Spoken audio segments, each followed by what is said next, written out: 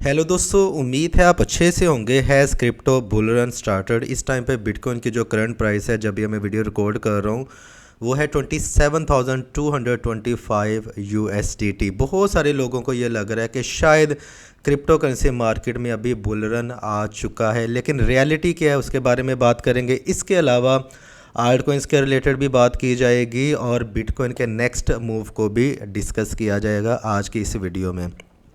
तो यहाँ पे मैंने ये जो रेसिस्टेंट लाइन खींची है $28,700 की, ये इतनी ज़्यादा इम्पोर्टेंट क्यों है? आपने ये वाला जो लेवल है ना, ये जो फिगर है $28,700, ये आपने बहुत जगह पे इसका नाम सुना होगा, कॉइन टेलीग्राफ के ऊपर, अदर जो यूट्यूबर्स जब एनालिसिस करते हैं बुलरन के हवाले से, तो ये वाला जो लेवल है इसको बार बार डिस्कस किया जाता है। अभी देखें, ये इसका जो करंट रेसिस्टेंट है वो यही बन रहा है ना अभी, क्योंकि बिटकॉइन की प्राइस तो ऑलमोस्ट $28,000 के करीब है।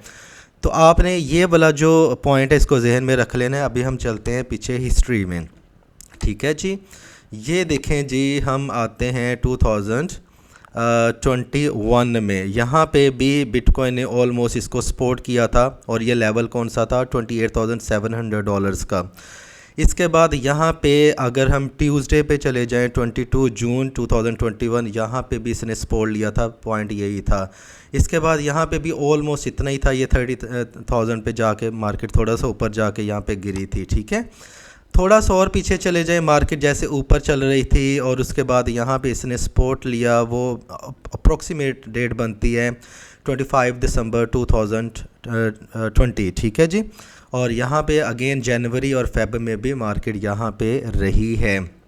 तो ये जो पॉइंट है, इसलिए ये इतना ज़्यादा इम्पोर्टेंट है। अब यहाँ पे जो पहले मार्केट ने ऊपर जब गई थी, मार्केट नीचे गिरते हुए सपोर्ट लिया था ना, तो ऑफ कोर्स ये अब रेसिस्टेंट का काम करेगा। तो यहाँ पे आके मार्केट अब यहाँ पे सेलिंग प्रेशर ले सकती है, और हो सकता है कि बिटकॉइन की जो प्राइस है वो दोबारा से फॉल करे एक फ्लैश क्रैश के थ्रू 24,177 USDT, मतलब 24,200 अगर राउंड फिगर में बात करें तो रियल जो बुल रन स्टार्ट होगा वो स्टार्ट होगा $28,700 के अबव, अगर मार्केट स्टेबल होती है। इसको क्रॉस करना ज़रूरी नहीं है, इसके ऊपर अगर मार्केट स्टेबल होती है तो ही बुल रन जो है वो हम कहेंगे जी स्टार्ट हो चुका है। और तो बड़ी रिलीफ रैली हमें देखने को मिल सकती है आल्ट कॉइन्स में। तो यहाँ पे मैं सिर्फ टू दी पॉइंट ही बात करूँगा, ये नहीं करूँगा कि जी वीडियो ड्यूरेशन लंबी करने के लिए इर्द गिर्द की बातें करूँगा, नहीं। यहाँ पे दो न्यूज़ हैं वो आपके सामने मैं रखना चाहूँगा, फिर उसके बारे में बात करते हैं। ये देखें, more than 186 US banks well positions for collapse, SVB analysis reveals।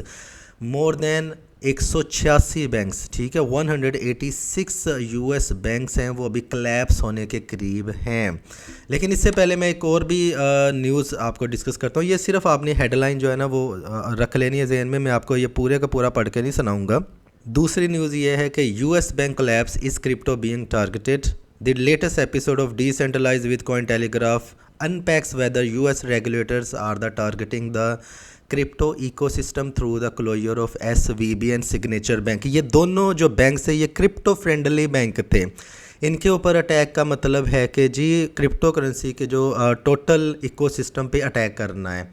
अब अगर ये दो बैंक्स हैं ये कोलैप्स हुए हैं, लास्ट वीक में आपको भी पता है कि जो स्टेबल कॉइन भी डी पैक हुए हैं, इसी वजह से डी पैक हुए थे, और उसके बाद सारे का सारा फंड निकल के आ रहा है, किस में आ रहा है?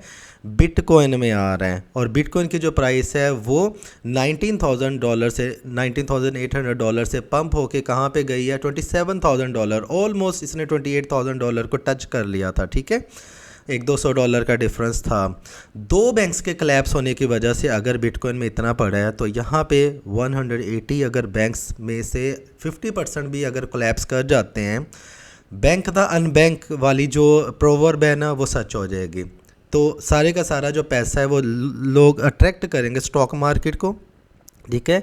और क्रिप्टो करेंसी मार्केट जो इन्वेस्टर्स को, इंस्टीट्यूशन इन्वेस्टर्स को अट्रैक्ट करेगी कि अब भाई अपना यहाँ पे पैसा रखें, स्टेबल कॉइन्स में रखें, यहाँ पे आपको कोई भी ख़तरा नहीं है। जब यहाँ पे स्टेबल कॉइन्स में वॉल्यूम बढ़ेगा तो बिटकॉइन की प्राइस भी ऊपर जाएगी, क्योंकि टोटल मार्केट कैप बढ़ जाएगा। जब टोटल मार्केट कैप बढ़ेगा तो यहाँ पे बुल रन हम देखने को हमें मिल सकता है, और लोगों का वैसे भी जो विश्वास है वो बैंक से उठ जाएगा।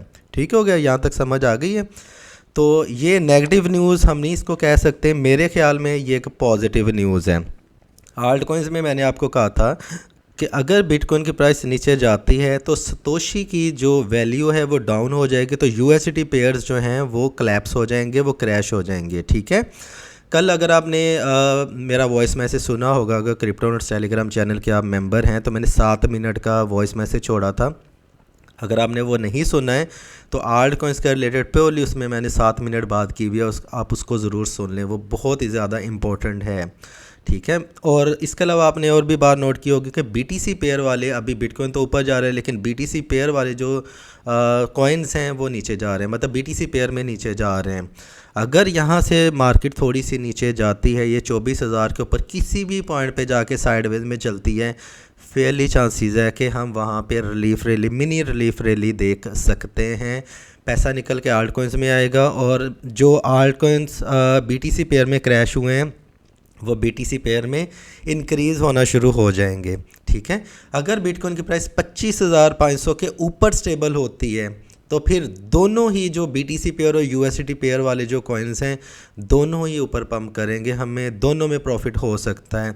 हमेशा कभी यूएसडी बढ़ाया करें, कभी सतोशी बढ़ाया करें। ठीक है।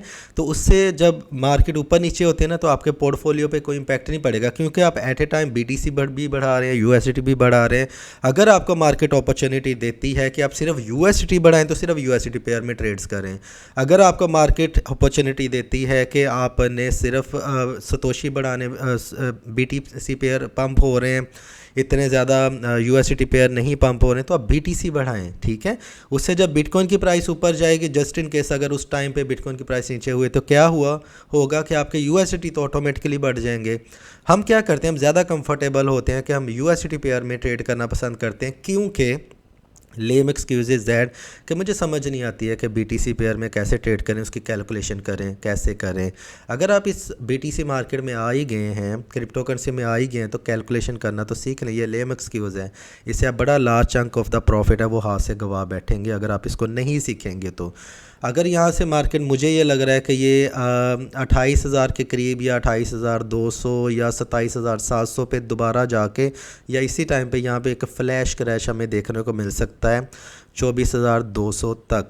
अगर बिटकॉइन की प्राइस 28,700 जहाँ से मैंने वीडियो स्टार्ट की थी इसके ऊपर जाके स्टेबल होती है, ऊपर जाना ज़रूरी नहीं है, ऐसा नहीं कि ऊपर जाकर 29,000 को हाथ लगा के मार्केट एकदम से नीचे क्रैश हो गई। आप कहेंगे आपने तो कहा था कि 28,700 पे बुल रन स्टार्ट हो जाएगा, ये क्यों नहीं हुआ है। 7-8 जो आवर से लेके 3-4 दिन तक बिटकॉइन की प्राइस को 28,700 से ऊपर स्टेबल रहना चाहिए, तब आप एक बिग रिलीफ रैली एंजॉय कर पाएंगे।